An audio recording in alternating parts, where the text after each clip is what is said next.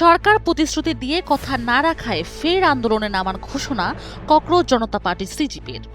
আসছে ৫ সেপ্টেম্বর শিক্ষক দিবসে দিল্লির ইন্ডিয়া গেটে সমাবেশের ডাক দিয়েছে দলটি।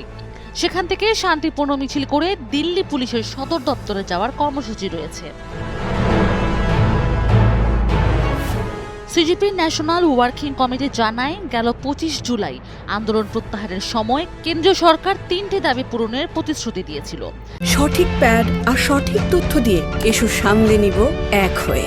Mona Lisa sanitary napkin. দাবিগুলো ছিল শিক্ষামন্ত্রী ধর্মেন্দ্র প্রধানের পদত্যাগ, আন্দোলনকারী শিক্ষার্থীদের বিরুদ্ধে বিভিন্ন রাজ্যে দায়ের হওয়া এফআইআর নিঃশর্ত প্রত্যাহার এবং আত্মঘাতী নিট পরীক্ষার্থীদের পরিবারকে ১ কোটি রুপি করে আর্থিক সহায়তা।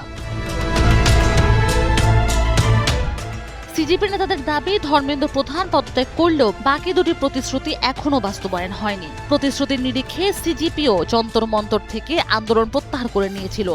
তারা ভেবেছিল সরকার প্রতিশ্রুতি রাখবে, কিন্তু তারপরেও সরকার বাকি দুটি দাবি মানেনি। তাই বাধ্য হয়ে আবারও পথে নামার কর্মসূচি নিয়েছেন তারা। অধিকাংশ শিক্ষার্থীর বিরুদ্ধে এফআইআর প্রত্যাহার করা হলেও দিল্লি পুলিশ ২,৮৭৩ জন শিক্ষার্থীকে শনাক্ত করেছে। পুলিশের দাবি, তাদের মধ্যে ৯৮৯ জনের বিরুদ্ধে খুন, ধর্ষণ ও অপহরণের মতো গুরুতর অপরাধের পুরনো রেকর্ড রয়েছে। তবে সিজিপি এই দাবি প্রত্যাখ্যান করে বলেছেন, প্রযুক্তি ও আইনের দোহাই দিয়ে সরকার প্রতিশ্রুতি এড়িয়ে যাচ্ছে।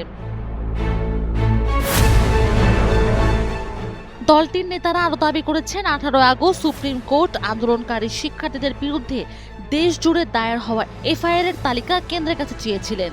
তালিকা পেলে সব মামলা বাতিলের বিষয়টি একসঙ্গে বিবেচনা করা সম্ভব বলেও আদালত জানিয়েছিল, কিন্তু এখনও সেই তালিকা জমা দেওয়া হয়নি বলে অভিযোগ সিজিপির।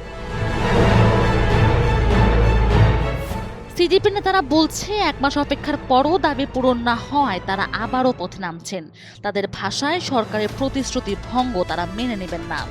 তবে ৫ সেপ্টেম্বরের কর্মসূচি অনুমতি নিয়ে এখনও দিল্লি পুলিশ বা কেন্দ্রীয় সরকারের পক্ষ থেকে কোনো মন্তব্য পাওয়া যায়নি।